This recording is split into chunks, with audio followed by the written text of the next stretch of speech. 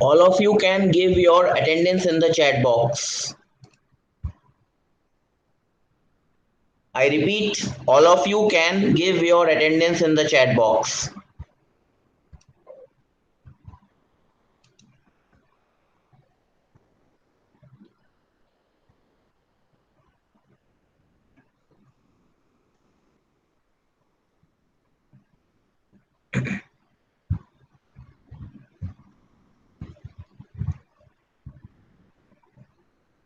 So it is 10:35 a.m. I will not wait further.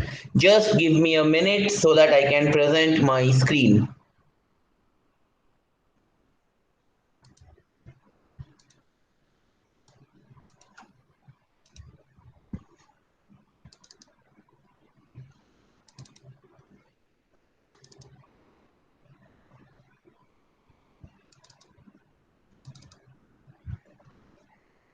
Can anyone respond whether my screen is visible or not? Yes, sir, it's visible. Visible, visible. Okay, okay. So, good morning to all of you.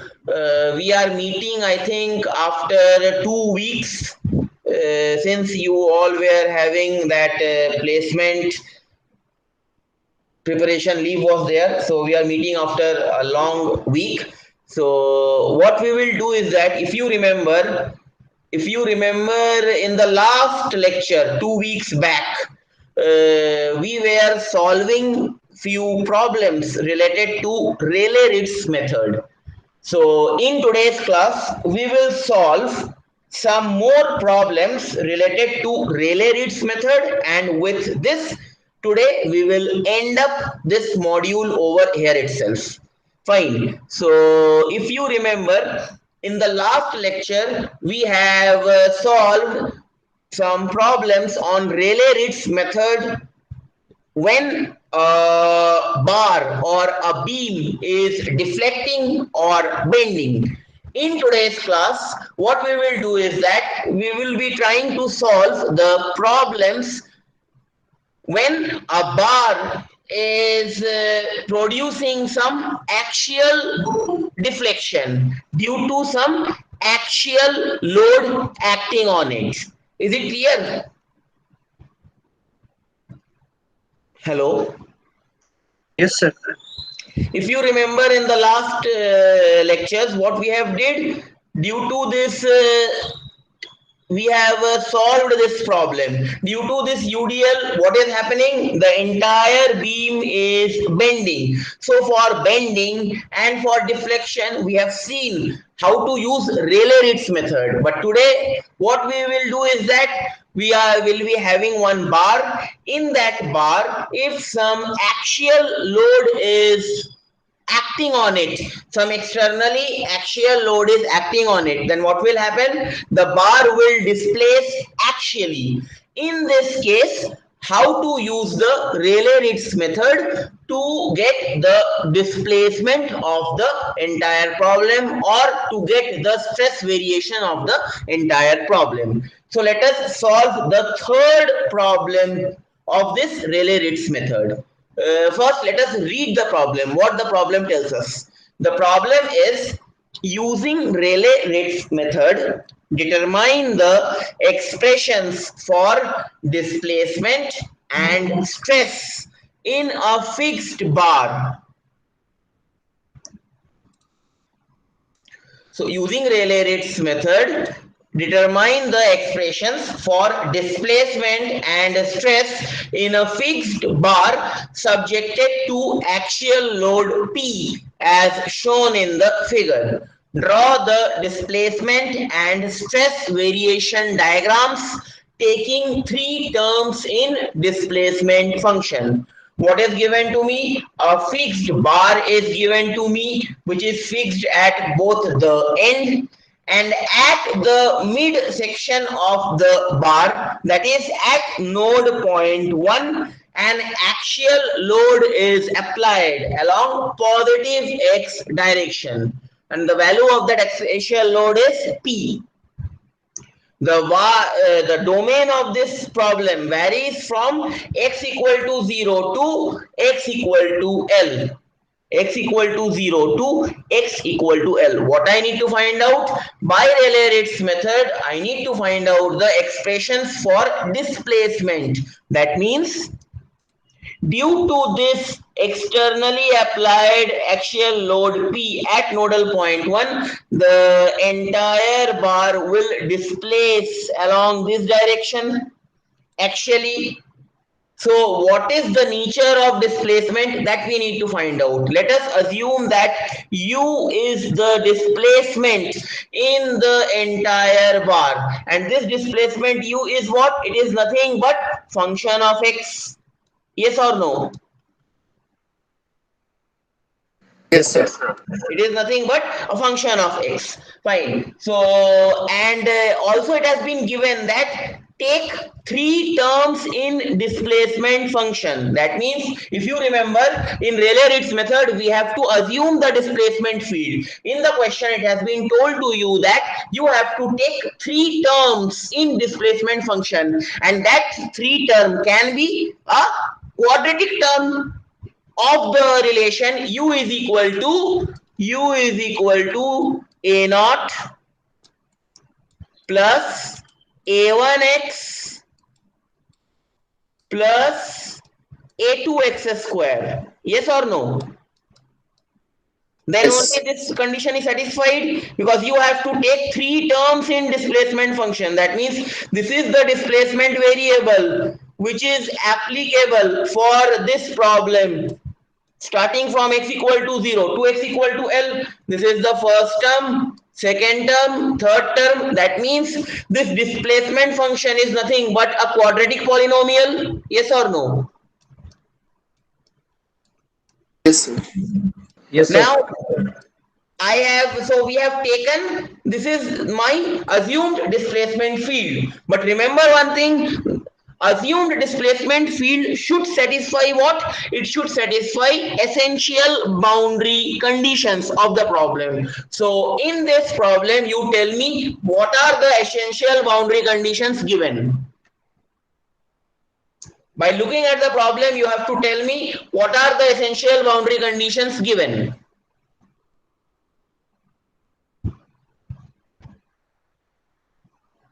What are the Sir, essential 0 to L by 2.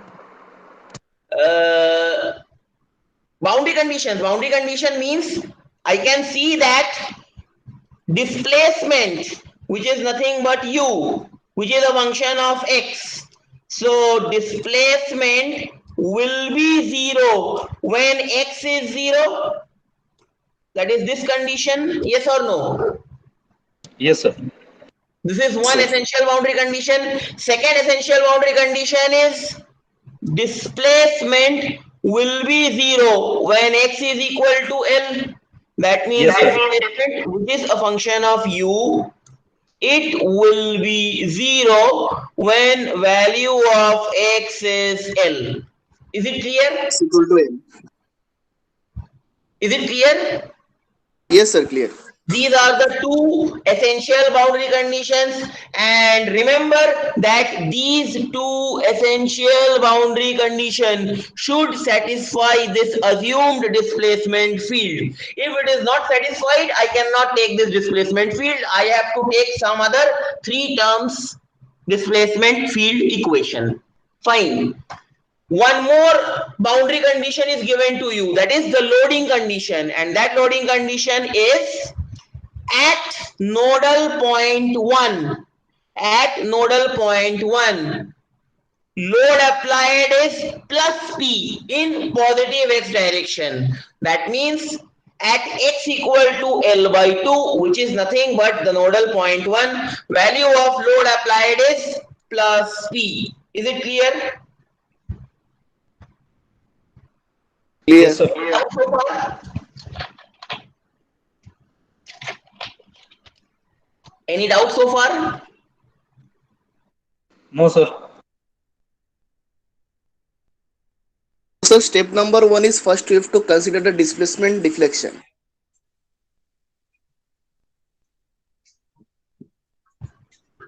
Hello. Yes, yes, repeat. First step number one is first we have to consider about the displacement deflection. First, you have to choose the, if displacement function is not given to you in the problem, you have to choose it. I have told you it can be a quadratic, it can be a cubic, it can be a sinusoidal. But in this problem, will the displacement function be a sinusoidal function? Yes or no? In this problem, will the displacement function be a sinusoidal function? Yes No, or sir. no? No, sir. No, sir. It will never be a sinusoidal No, no, function. no, sir. Why? Because due to this application of load, this entire bar can move only in this x direction. It cannot, the displacement cannot be like this.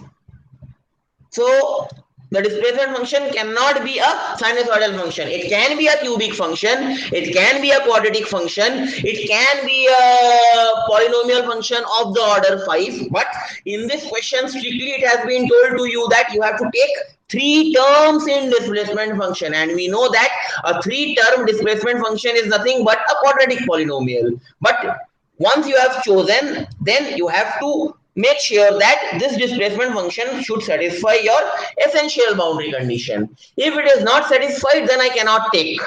I have to write that since the three-term displacement function is not satisfying the essential boundary condition, so either I am switching on to a two-term displacement function, or I am switching on to a higher order displacement function. Okay? Any doubt? No, sir. Okay, so let us solve the problem. So these much things we should know in order to solve this problem. So the first step is what? The first step is formulation of potential of the problem. We know that potential of the problem is nothing but it is equal to sum of all internal energies plus sum of all external energy. External energy is always negative in nature, and the internal energy is nothing but the strain energy stored in the problem. So pi is equal to u minus w, where w is the summation of all the external energy present in this particular problem. U is the strain energy stored in this particular problem. And if you remember that for a bar problem, when the bar is undergoing an axial deflection, then in that case, the strain energy is given by U is equal to integral over the entire domain. That is, domain varies from x equal to 0 to x equal to L given in the problem. Half E into A du over dx whole square into dx. And this du over dx is nothing but strain. Half EA du over dx whole square into dx. But if the same problem, in the same problem, if I apply a transverse load, like this, then what will happen? Then this entire bar will bend like this. In that case, I cannot use this strain energy formula. For that case, what will be the change in the strain energy? The strain energy U will become integral over the entire domain x equal to 0 to x equal to L half E into I. This will become I in case of deflection or bending. In case of axial deflection, that is in this problem axial deflection is happening, then this I becomes A. These are the two differences. Is it clear? Yes, sir. Okay. So this is the strain energy stored in the problem, and what is W? W is the summation of all the external work done on the bar due to external forces, and we know that this W is a summation of traction force. Due to traction force, what is the work done in the problem? Due to self weight of the bar, what is the work done in the problem? And due to point load, what is the work done in the problem? So out of these three external work done, which work done we will consider to get the value of W? Will I consider the traction force component? Will I consider the self weight of the bar component, or will I consider only the external load acting on the particular problem? Sir, external load acting on the problem. In this problem, if you see, only at node point 1 an external axial load P is acting. So we will only consider the point load part of the external work done. If in the problem UDL is also acting, that means like this. UDL in axial direction, if in the problem like this, if UDL is acting, fine. Then we would have considered the traction component also. As well as if in the problem, if it is given that the self weight of the bar is say 20 kg, then we would have considered the self weight. That is also an external load, that component also we should have considered. But in the problem, only an external load is acting, that too at nodal point 1. So we will consider the external work done only due to that external point load acting at nodal point 1, and that is given by W is equal to minus P into UI, where what is I? I is the nodal point from where the axial load is acting. In this problem, the value of I will be 1. So the entire expression of W becomes minus P into U1, equation number 3. Is it clear?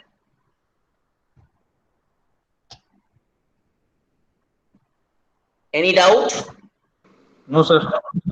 Now what we will do is we will substitute equation number 2 and equation number 3 in equation number 1. That means we will substitute the value of U, we will substitute the value of W, and we will put in equation number 1. Then we will get the final potential function of the problem. So let us put, so pi is equal to integral x equal to 0 to x equal to L half e into a du over dx whole square dx minus, see, you cannot do this minus minus plus, already this pi is u plus external energy, and since we know that external energy is always negative in nature, so pi becomes u minus w. So u is this one minus w is how much? W is this one, p into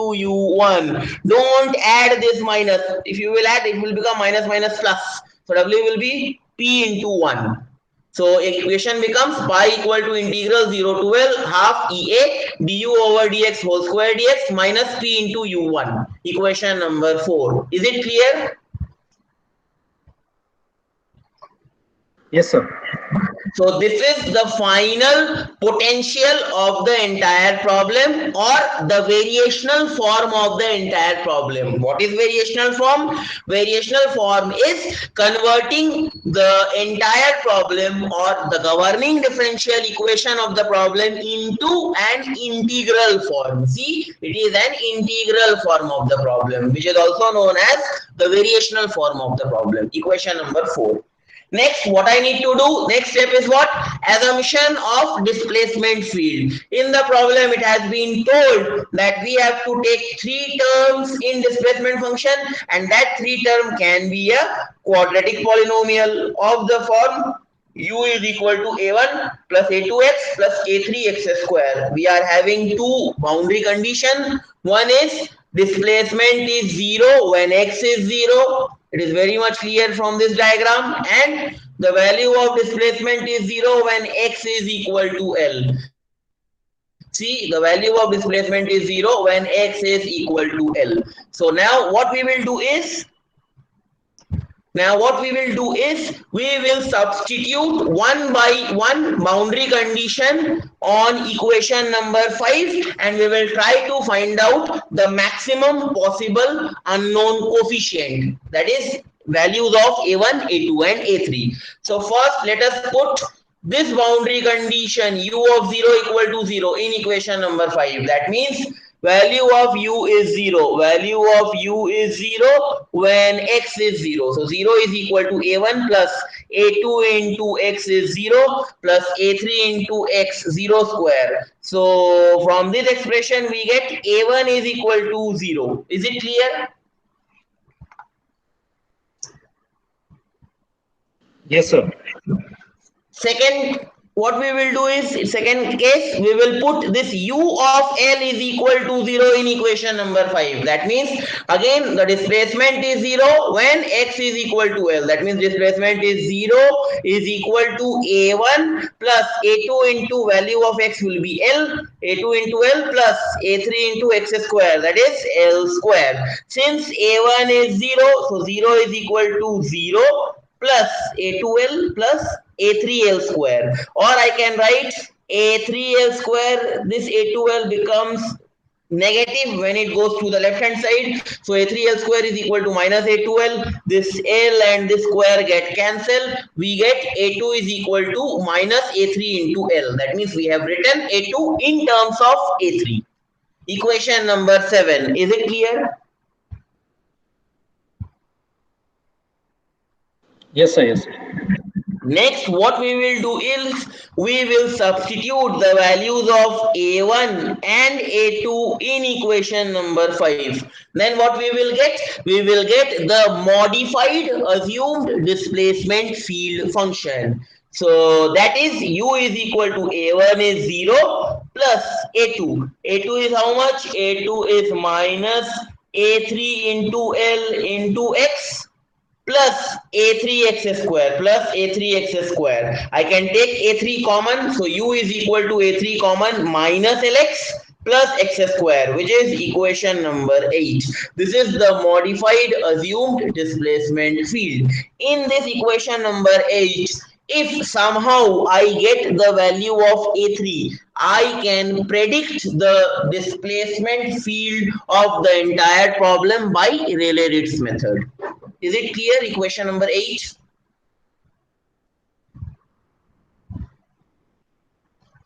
Yes, sir. Okay. So next what we will do is, see, we got the value of modified displacement field. We got the value of this modified displacement field. Now what we need to do? We need to differentiate this modified assumed displacement field with respect to x one time. Then I can put the value of du over dx. I will get the value of du over dx. I can put it in equation number 4. But in this case, see, u1 is left. So I have to find out the value of u1. How I can find out the value of u1? We know that the displacement at nodal point 1 is what? It is u1.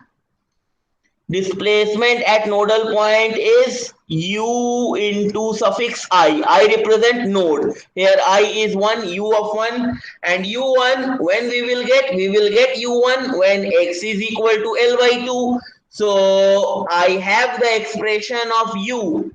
I have the expression of u. U is equal to a3 into minus lx plus x square. So value of u1, I will get u1 when I will substitute x is equal to L by 2. So substitute in this expression of assumed displacement field x equal to L by 2, you will get the value of u1. That is u1 is equal to u at x equal to L by 2 equal to a3 in bracket minus L into x. X is L by 2 plus x. X is L by 2 whole square. L by 2 whole square. So if you solve this expression, you will get the value of u1 to be minus a3 L square by 4. Is it clear? Yes, sir. Why I have calculated the value of u1? Because at last I have to minimize this potential, and if you remember in Rayleigh-Ritz method we minimize the potential with respect to the number of unknown coefficient. So if you not replace the value of u1 with some unknown coefficient, you cannot minimize the potential. So for that reason, I have calculated the value of U1 in terms of one constant. That constant can be A1, A2, A3. But remember, here in the assumed displacement field, I have written the entire displacement field in terms of constant A3. So while calculating the value of this U1, try to write the expression of U1 in terms of this as this particular unknown coefficient A3. Okay. Hello. Yes, sir. Understood, sir. Yes, sir. What we need to do, we have to evaluate the potential of the problem. That means we have to evaluate this expression. In order to evaluate this expression, you need to take the differentiation of your modified assumed displacement function. So differentiate equation 8 with respect to x, that is du over dx. What it will be? It will be minus a3 into L d by dx of x is 1, that is minus a3L, plus d by dx of x square is 2x. So the final equation becomes, if you take a3 common, it will become du over dx is equal to a3 common minus L plus 2x, that is equation number 10, du over dx. Now what we will do is, we will substitute the value of du over dx from equation number 10 and the value of u1 from equation number 9 in equation number 4. Here I will substitute du over dx and the value of u1, and I will solve it so that I will get one potential function of the problem in terms of unknown coefficient a3. Is it clear so far till equation number 10? Yes, sir. Clear. So let us substitute these values. That is, we have equation number 4 as pi is equal to integral x equal to 0 to x equal to L half e into a. What is du by dx? Du over dx is a3 minus L plus 2x whole square into dx minus p into u1. What is u1? u1 is minus a3 L square by 4.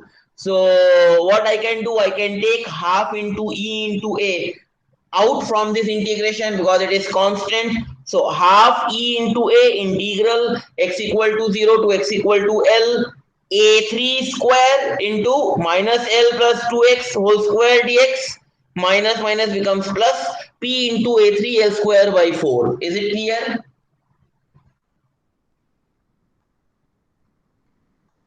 Any Yes, sir. doubt so far? No, sir. Okay. Next, what I can do is I can take out this a3 square also from the integration because it is a constant quantity. So let us take out pi is equal to half e into a3 square integral of x equal to 0 to x equal to L. See, it is of the form this is a plus b whole square. So I can write a square plus b square plus 2 times of a into b. So this is that particular expansion. That is a square plus b square plus 2ab. So it will become integral 0 to L square plus 4x square minus 4lx dx plus p into a3 L square by 4. So now you can integrate it easily. That is L square into integral of 1 into dx becomes x plus 4 integral of x square becomes x cube by 3 minus 4L integral of x becomes x square by 2. Limit is from x equal to 0 to x equal to L plus p into a3L square by 4. Solve this expression, you will get the potential of the given problem as pi is equal to half e into a3 square L cube by 3 plus P A3 L square by 4, which is equation number 11. Is it clear? Yes, sir. Okay. Now, in this equation number 11, there is only one unknown coefficient, that is A3, and I know in Rayleigh-Ritz method, if I want to minimize my potential, what I need to do, I need to partially differentiate my potential function with respect to that particular unknown coefficient. So I will partially differentiate equation number 11 with respect to A3, that is del pi by del A3, and then I will equate it equal to 0. What will happen by doing this? By doing this, you will get one value of A3. That A3 value, when you will put in the modified assumed displacement field, you will get the final displacement field of the problem. So let us partially differentiate equation number 11 with respect to A3. So del by del A3 of equation number 11 equal to 0. Just partially differentiate it. What you will get, see, if I half E into A, L cube by 3 out of the bracket, del by del A3 of A3 square is 2 times of A3 plus PL square by 4 into del by del A3 of A3 is 1 equal to 0. If you solve this expression, you will get the value of unknown coefficient A3 equal to minus 3P divided by 4EAL. Is it clear? Any doubt so far? The value of A3?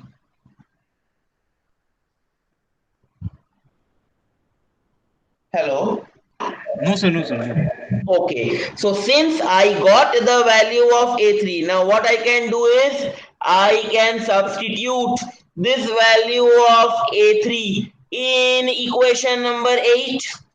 In equation number 8, then I can get the displacement field of the entire problem. So let us substitute A3 in equation number 8. I can write equation number 8 as U is equal to A3. What is A3? A3 is minus 3P divided by 4 times of EAL into minus LX plus X square. So this is the final displacement function of the entire problem. Now with the help of this displacement function, at each and every nodal point of the bar, you can find out the value of axial displacement. For that, what you need to do? You need to vary your bar from x equal to 0 to x equal to L. Say you need to find out the value of nodal displacement at x equal to L by 7.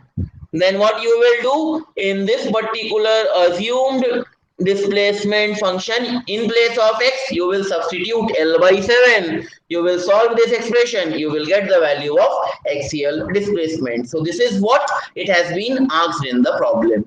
Is it clear, this displacement function of the problem? Yes, sir. Fine. We have the second part of the problem is you need to find out the stress distribution of the problem. For that, we know that from Hooke's law, stress is directly proportional to strain. So stress is equal to modulus of elasticity into strain. And if you remember in the last few lectures, I have told you that strain in FEM is given by the rate of that is du over dx. Fine. So E into du over dx. Du over dx already we have found out. This is du over dx, A3 minus L plus 2x. Multiply this du over dx with E. So the final expression of stress distribution in the entire bar is given by sigma is equal to E into A3 minus L plus 2 into X. Again A3, I know that A3 is what? A3 is minus 3P by 4 EAL. Substitute the value of A3. The resulting stress distribution in the fixed bar is given by sigma is equal to A3 is minus, and this minus will become 3 minus E into A3 is minus 3P by 4 EAL minus L plus 2X.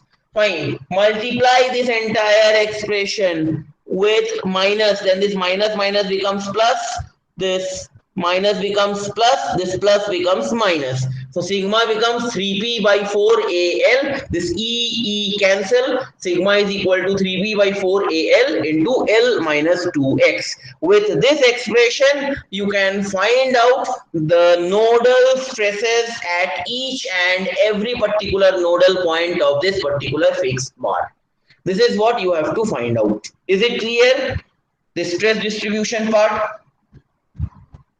Yes, sir. Clear. At last, what you need to do? At last, you need to draw the displacement and stress variation diagram. That means if I want to draw the displacement variation diagram, so displacement is along y-axis, and the values of nodal point is along x-axis. Similarly, for stress distribution diagram, stress is along y-axis and values of nodal displacement is along x-axis. So I know that when x is 0, displacement is 0. You can cross check it also. The final expression of u is this one. At x equal to 0, this entire term is 0, so 0 into this particular term is 0, so this is the point. Similarly, at x equal to L, again if you see at x equal to L, displacement is 0.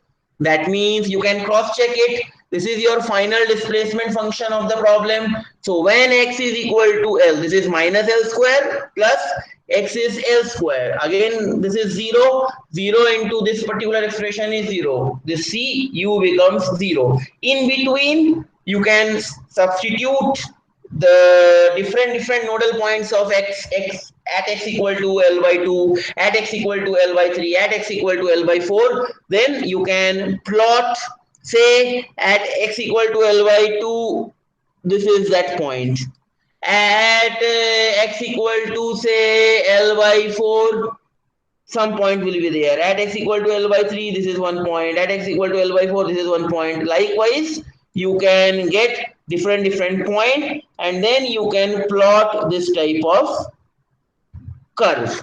So from this curve, you can see that the maximum displacement you will get only when you substitute the value of x as L by 2. Maximum displacement you will get when you substitute the value of x equal to L by 2. That is u max. Similarly,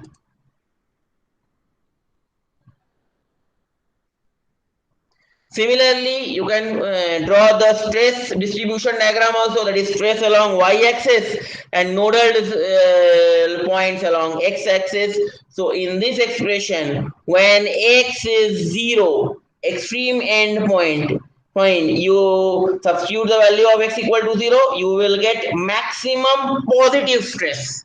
And when x is equal to L, put x equal to L in this particular expression, you will get maximum negative stress. That means if I assume this part to be tensile, this part will be compressive.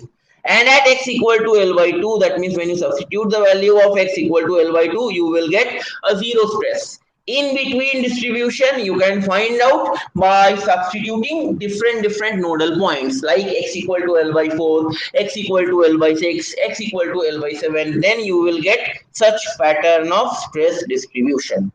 Is it clear? Yes, sir. Yes, sir. Clear. This is what they have asked in this problem by Rayleigh-Ritz method. Fine. So the last problem of this particular module and for this particular topic is this fourth problem. This problem. Let us read this problem. What is the problem? The problem is using Rayleigh-Ritz method, calculate the displacement at node 2. This is your node 2 of a tapered bar shown in the figure with area of cross section A1 at node 1. That means for this particular cross section area is A1. For this particular section area is A2 and subjected to an axial tensile load P. At the second nodal point, an axial tensile load P along positive x direction is applied. Take A1 40 millimeter square, A2 20 millimeter square and L That is the entire length of the tapered bar, 200 mm. Also compute the overall stress distribution in the tapered bar. The variation of area along the length of the bar is given by Ax is equal to A1 plus A2 minus A1 into X by L. So first of all, you tell me what is the difference between this particular problem and this particular problem. What is the difference?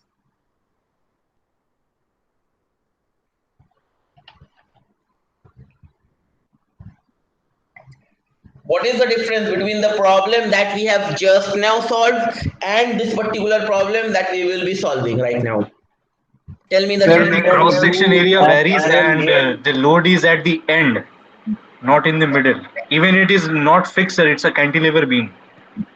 It is a cantilever tapered beam. I can say that it is a cantilevered tapered beam Yes, subjected sir.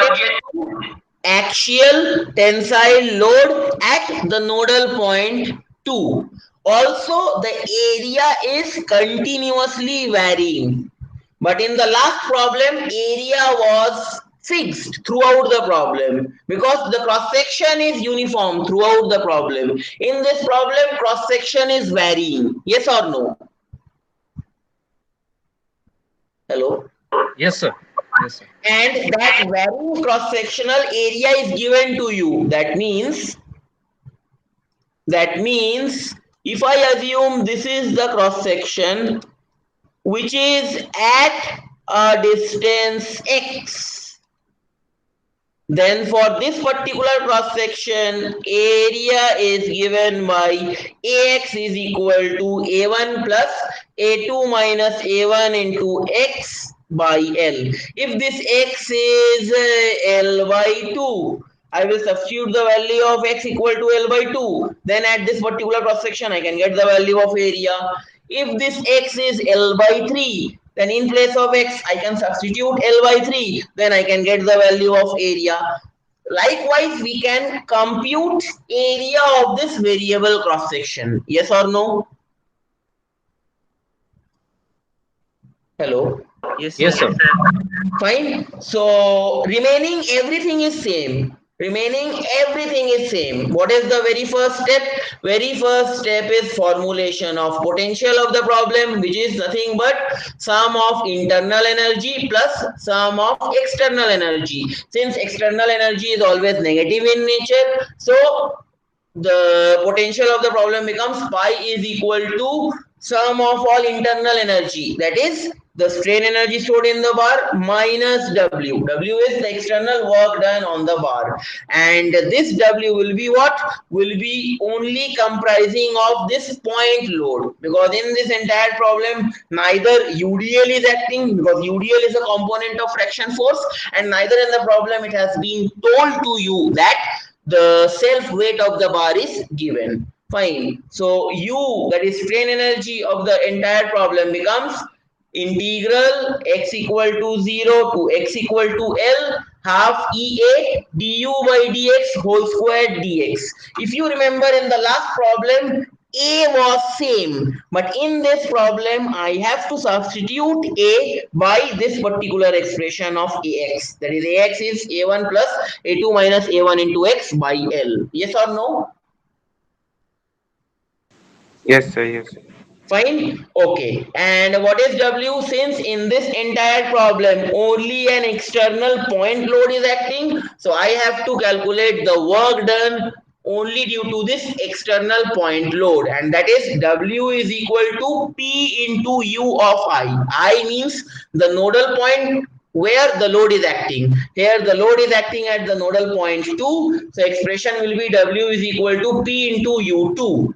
P into U2. Then we will substitute this particular equation and this particular equation in equation number 1 to get the final potential of the problem. And that final potential becomes integral x equal to 0 to x equal to L half EA du over dx whole square dx minus P into U2. P into U2, which is equation number 4. Is it clear?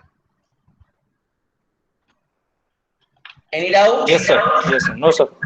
Now next step is what? Next step is assumption of displacement field of the problem. If you see in the last problem, it has been told to you that use three terms in the displacement function, but in this problem nothing has been told, so you are free to choose any order of polynomial displacement function. But remember that particular polynomial displacement function should satisfy the essential boundary condition of the problem. So let us assume the first or linear approximation. In that case, the displacement field becomes u is equal to a naught plus a1x. Now let us find out whether this displacement field, that is equation number 5, satisfies the essential boundary condition of the problem or not. What will be the essential boundary condition of the problem? Essential boundary condition of the problem will be displacement u will be 0 when x is 0. That means this particular end. Yes or no?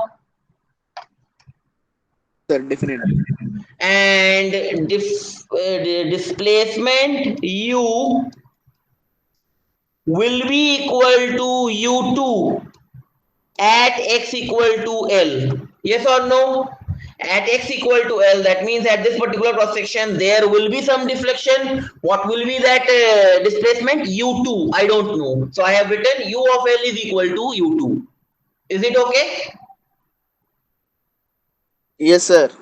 Fine. So these are the two essential boundary conditions. So what we will do is we have to substitute one by one essential boundary condition in equation number 5, and let us try to find out the values of these unknown coefficient. So first substitute this boundary condition is in equation number 5. That means value of u is 0 when x is 0. That means 0 is equal to a0 plus a1 into x is 0. That means from this expression we get a0 equal to 0. Is it clear? Yes, Hello? sir.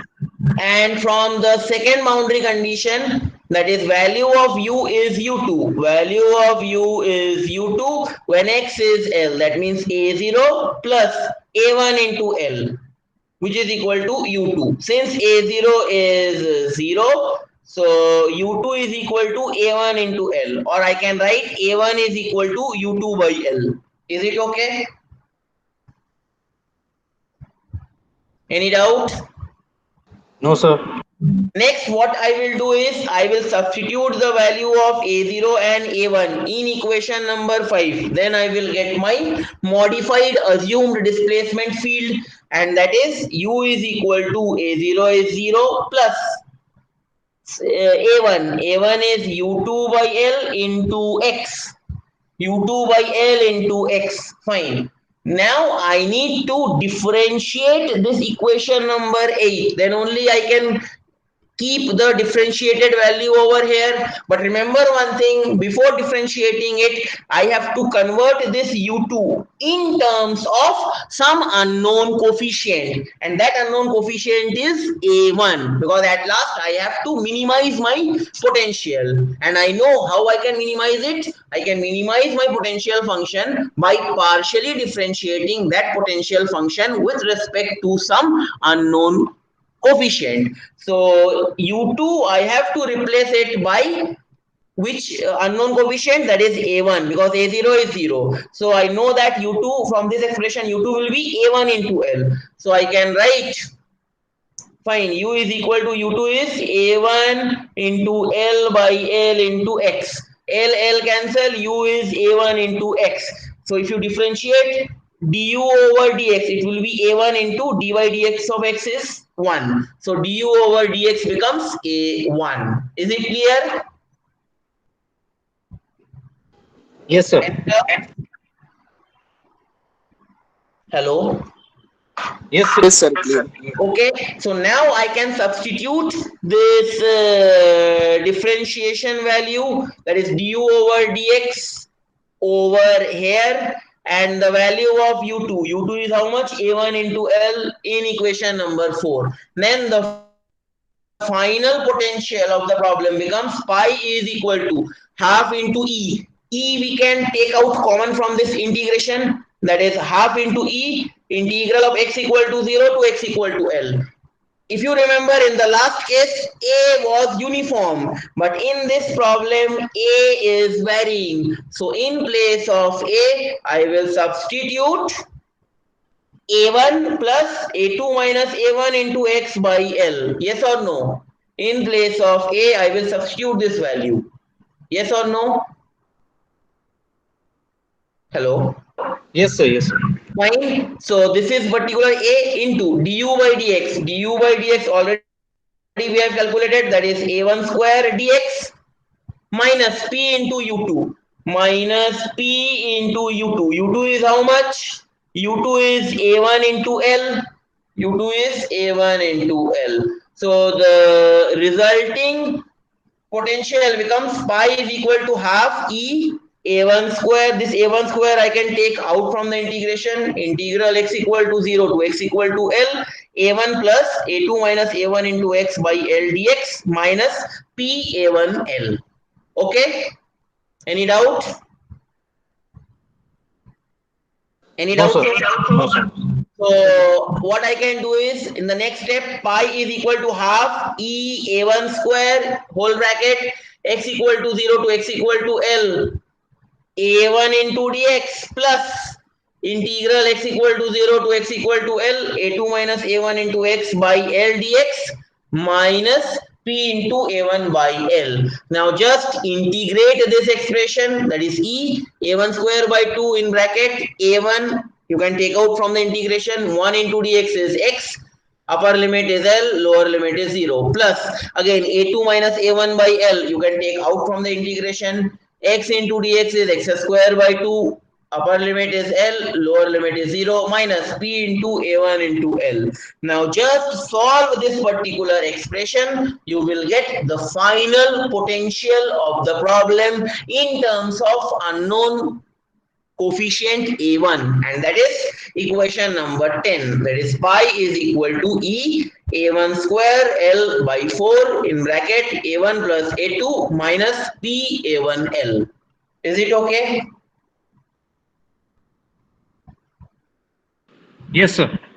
Next, what I need to do, I need to partially, now I need to minimize this potential. How I can minimize? If I partially differentiate the potential of the problem with respect to the unknown coefficient present in the potential, and unknown coefficient present is A1. So what I will do, del pi by del A1, and I will equate it to 0. If I do it, I will get one value of A1, and that value of A1 is coming out to be 2 times of P divided by E into A1 plus A2. Is it okay?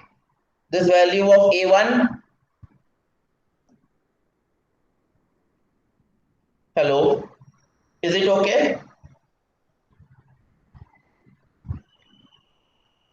Yes, Is sir. Hello. the clear? Okay. So what I need to find out? I need to find out the using Rayleigh method, calculate the displacement at node 2. At node 2, what is the displacement? Displacement at node 2 is U2. Displacement at node 2 is U2, and I know that U2 is A1 into L. From this particular expression, I know that U2 is A1 into L. A1 already I have calculated, that is 2P by E A1 plus A2 into L. And A1, A2 is given in the problem. A1 is 40 mm square, A2 is 20 mm square, and L is 200 mm. P and E is not given, so write P and E as it is and solve it. If you solve it, you will get the displacement, axial displacement at the node point 2 to be 6.66 P by E mm, which is the answer, and this is what you need to find out, that is axial displacement at second nodal point. Okay, hello, is it clear? Yes, sir. Yes, sir.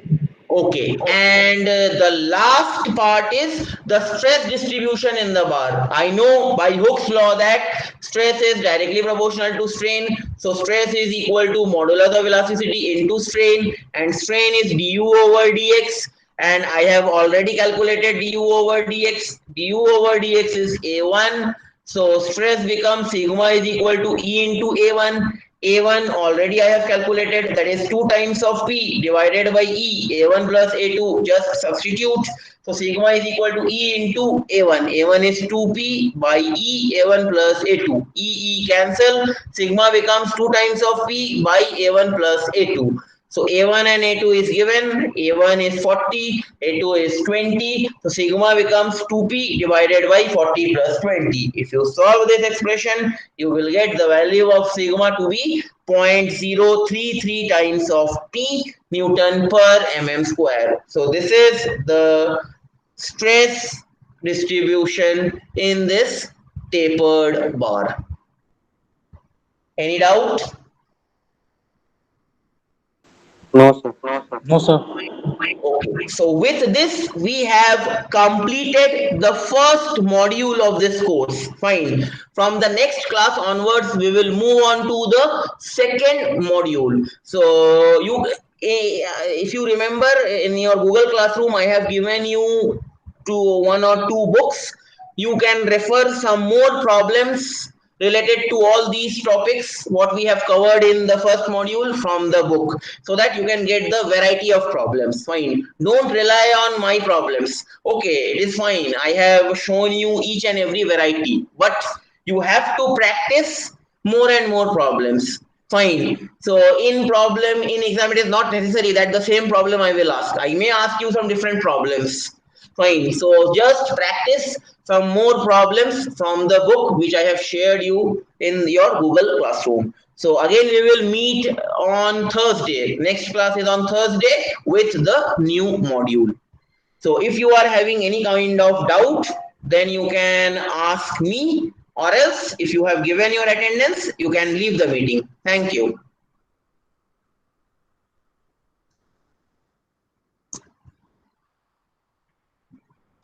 Thank you, sir. Welcome.